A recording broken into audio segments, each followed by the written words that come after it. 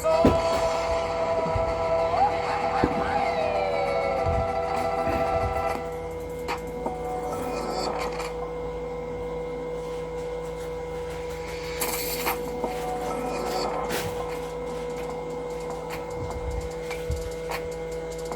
hustling, man. He's just hustling. You ever seen that Gavin Newsom clip? He's just hustling, man. Gavin Newsom goes on a black podcast, like with some NBA players, and he like talks about how he grew up hustling and eating Wonder Bread, mac and cheese. You ever seen that, Byron? I saw it once. Nobody really believes it. I mean, it's just, that's who he is. It's funny when you said I was like his, I guess, arch enemy or arch nemesis or something. Made me sound like Batman, so I'll take it. Yeah, the Daily Show went and pulled a bunch of clips of me talking about how much I love Batman. And I was like, okay, like, guilty as charged. You guys did your research, but like, thanks for being fans of the show. This is like a good metaphor. Here's another clip for you, Daily Show, actually. But yeah, you can put it up. You can put it up. Yeah. Like, dude, you guys are gonna devote like 5 minutes to roasting me for liking Batman? Okay, it's like fine. Does anybody even watch the Daily Show anymore? No. Actually, the most views this clip's gonna get is because we reposted it. Like it was a dead clip. Like my producer sent it to me this morning. It's like, this actually pretty funny. I mean, when you said it, I was like, I forgot I didn't even know they were still on. So I don't even know who the host is. Hold up. There we go. It doesn't matter. It doesn't matter. Okay. We got some real issues here on a state level. I don't think anybody's ever. There's been a lot of focus on the federal government. Maybe we can like zoom out, Tim Walz, Gavin Newsom stuff. There's always this focus, and you're part of a branch of the federal government right now. And everyone's always banging pots and pans about the president and about the various cabinet secretaries and so on in Congress. A considerable amount, in fact, the things that affect your life the very most happen on a state level. No matter who you are in America. And where you choose to live is actually the federal government has much less effect on your life than your locality that you're in, your town, and then your state government. And that's why I think it's such a great focus on Minnesota and California right now, because it is the state level that changes the lives of people in Minnesota, California, New York, and so on. You agree with that, Byron? No, I totally agree. That's the way the framers intended it. They wanted the federal government to have limited powers for issues that the states themselves could not deal with. This is why border security is the purview of the federal government. This is why foreign policy the purview of the federal government. Coining money or the creation of dollars, the purview of the federal government. But many of these, many issues really are the responsibility of state governments and local governments, the governments that are closest to the people. So examining these fraud issues in Minnesota and now what you're revealing in California is critically important. I remember it was my first term in Congress, and there was a roundtable discussion with faith leaders from different parts of the country. And what these faith leaders said, it was a roundtable discussion. They said that we keep hearing about all these programs that come from the federal government, but people weren't feeling them. And actually through these discussions, what you began to realize is that people on the ground weren't really being able to access these programs, but the money was still going out the door. A lot of this does stem from when federal money goes into state coffers for the disbursement of these aid packages, where you'll have federal money mixed with state money, and they're supposed to go to these organizations and these programs. We're already seeing in Minnesota, it was actually going to buy land in Kenya and Turkey, and then also to end up in the money-changing networks in Somalia. And I would argue you're going to find the same thing in California, if not more. And I would really argue that there's this type of systemic fraud happens throughout too many states in America. Yeah, so what should happen to these governors? There's a lot of rumors out. Nick Shirley's going to release another fraud expose investigation. It's going to be devastating today. I have some inside tips on what it's going to include. I'm just not sure how someone like Tim Walz survives all of this. Should he resign, Byron? Yeah, he definitely should, in my opinion. I mean, I know it was a nice notion to say he was not going to run for re-election, but here's the truth, Benny. He's not running for re-election because he knows what happened under his watch is terrible. And I will also add, it's not that the fraud was occurring under his watch, it's that his administration was retaliating and threatening the whistleblowers. And we have that on a testimony under oath from members of the Minnesota House Assembly. They testified that the workers were being retaliated against when they were trying to bring the fraud forward so it could be cleaned up. And it was Governor Walz, his Lieutenant Governor Peggy Flanagan, and many others in that administration. Yeah, what did you learn in that hearing? I know it was a long hearing. There were some viral clips out of it. I'm not sure if there was a classified element to that or if there was something that happened just with the members of Congress, but could you summarize what came out of that other than the criminal referrals to the DOJ? Well, it wasn't a classified hearing. The information given is completely open. What was talked about in detail was that the Department of Human Services in the state of Minnesota was responsible for administering the programs dealing around daycare centers, an autism program, other programs supposed to help needy individuals in the state of Minnesota. What was happening is that you had these people who were creating these sham companies, these essentially empty storefronts, where there were no kids in daycare, no kids getting autism care, no people getting meals that were supposed to be handed out, and they were taking this money from general federal funding and also pandemic era funding. And instead of distributing this money to people who were in need, they were pocketing the money, they were buying real estate, flying on private jets, getting designer clothes, sending money back into Somalia and other parts of the world. I mentioned buying property in Kenya, buying property in Turkey. This fraud has been going on for quite some time, several years, during the entire administration of Governor Walz. What also came out in the hearing is that the state employees in the Department of Human Services were trying to get the fraud under control, and they were met with resistance and retaliation from the Walz administration. They were being told that they better not try to blow the whistle like this other person who got fired, or they would be met with the same fate. They were being told that they would be blackballed from any other future work in government operations if they left state government and tried to go into counties in the state of Minnesota. They were told their careers would be ruined. Some of them were told, we know about your children, we know about your family, this is not going to end well for them as well. I mean, really grotesque mob-like stuff coming from the Walz administration. And so it's the latter is the reason why Tim Walz is not running for re-election.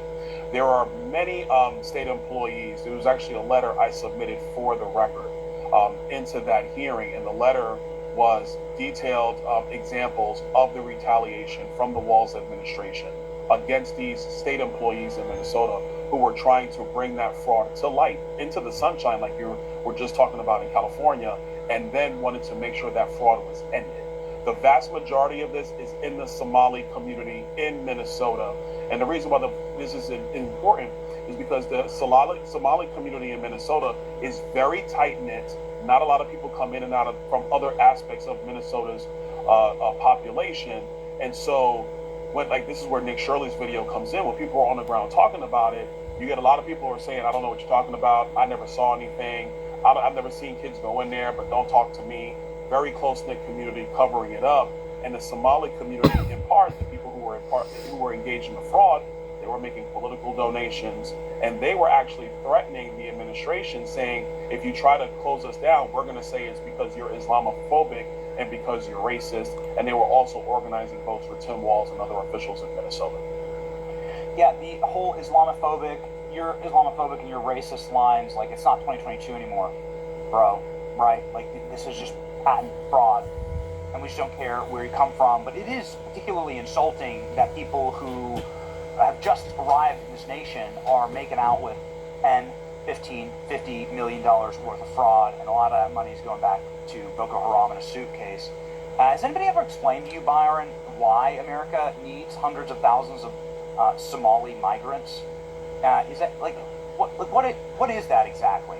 As governor of Florida, would you fight that? Would you say, like, hey, this is incompatible with Western civilization?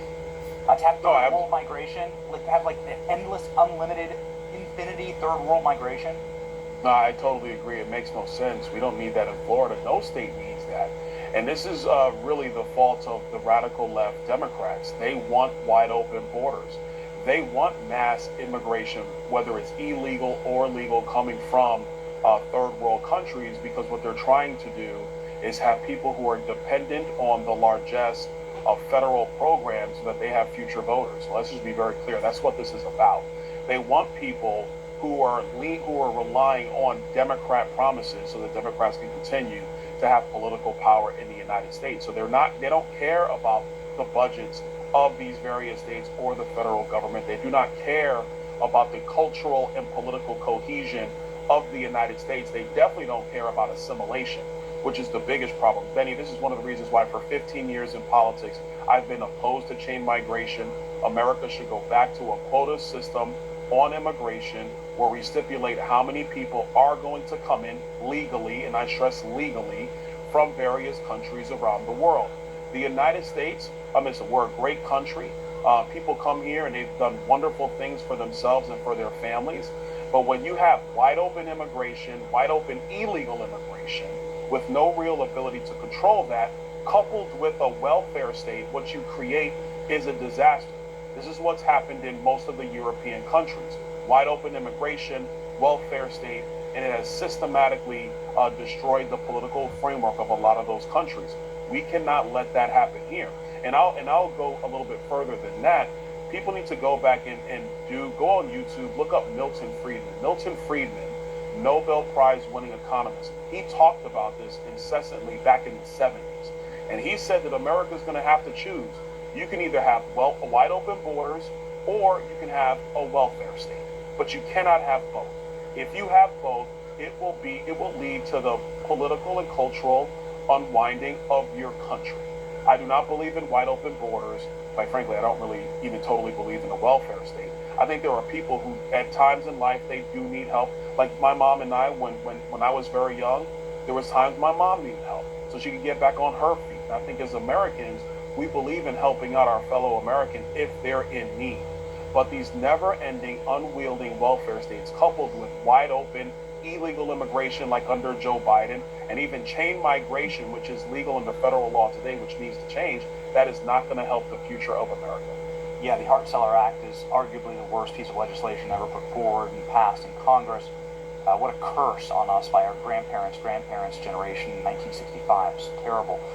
Maybe rolled back a little bit by Tim Burchett here. I know your strong ally and friend in the House. I know that you two have a great working relationship. He demands Ilhan Omar's immigration records immediately. Do you agree with this House Intelligence Committee subpoena for Ilhan Omar's full immigration records? Yeah, and I think House Intel is the proper venue for this. Number one, House Intel, their hearings are typically not open, frankly, to other members of Congress where they become political and do all kind of other stuff. But I think this is very important, and here's why.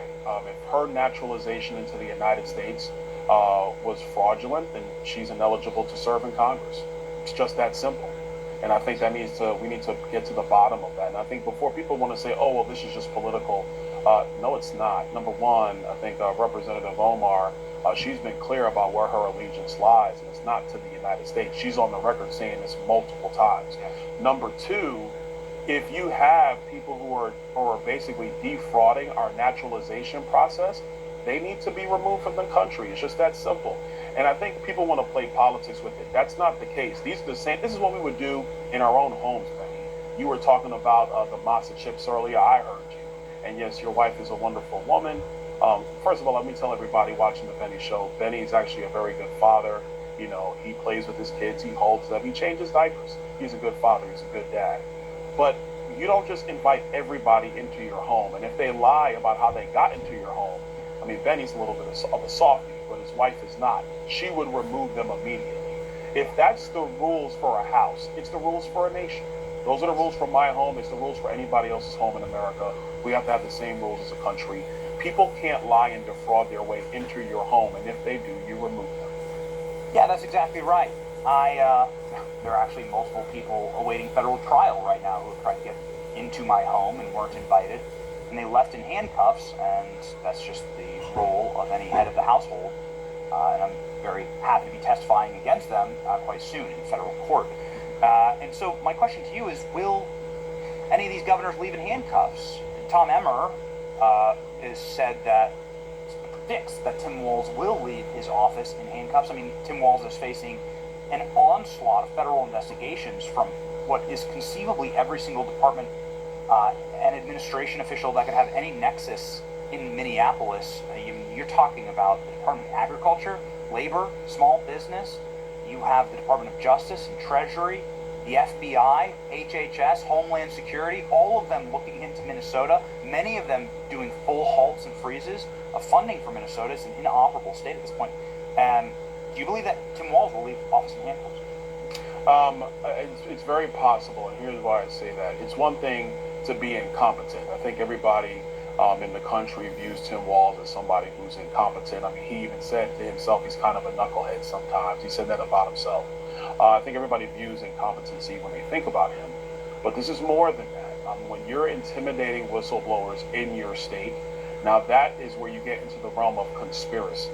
And if you are now conspiring to keep the fraud going, in my view, yes, you should face criminal charges for that. Okay, so criminal charges, Nicolas Maduro. As governor of Florida, you would be overseeing one of the largest populations of Venezuelans outside of Venezuela, and one of the largest populations, I think the largest, without question, the largest population of Cubans outside of Cuba. Yeah. There's practically as many Cubans in Florida as there are in Cuba.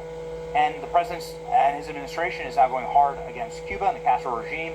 We traveled to Cuba, man, that door is ready to be kicked in. That country is on the verge, absolute total verge of collapse as well.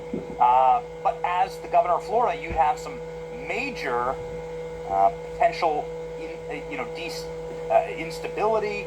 You might have a lot of celebrations in the street and so on. I mean, when the Cuban regime falls, it's going to be it's going to be a state holiday here in Florida. Certainly in the city, in the neighborhoods where I live, where there's a lot of Cuban refugees.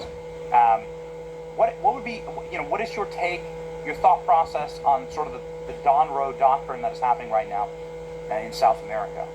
Well, first of all, the Cuban regime being allowed to exist this long is really not just an affront to the Cubans in Miami and in Florida who have been desiring peace and liberty for their family members, and frankly justice for family members who did not make it out of Cuba, who were killed by the Castro regime, whose property was stolen. That's one thing. Number two, it's really an affront to the United States because it's really been a haven for Russia and China in our hemisphere, 90 miles off of the coast of Florida. And so I think the Cuban regime falling in Cuba is definitely in America's interest.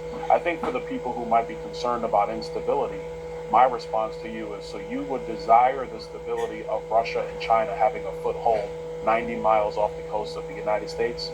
That doesn't really sound like something that's helpful to us. So I would rather have the regime fall and then we figure out what's next than the regime be emboldened and allowed to continue and undermine the United States so close to us, and also continue to rob the liberty and freedom of the Cuban people on the island of Cuba today.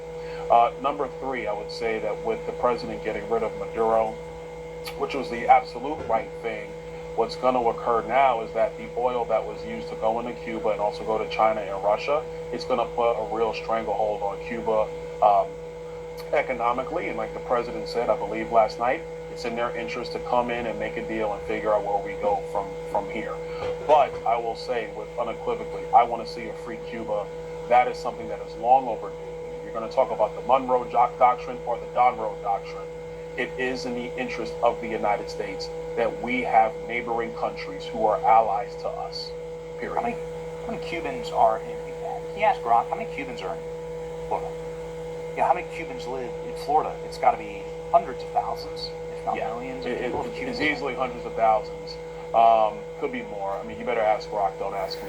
Yeah, but at the end of the day, I will tell you, if that regime falls, oh man, there's going to be parades from here all the way through the summertime. It will be a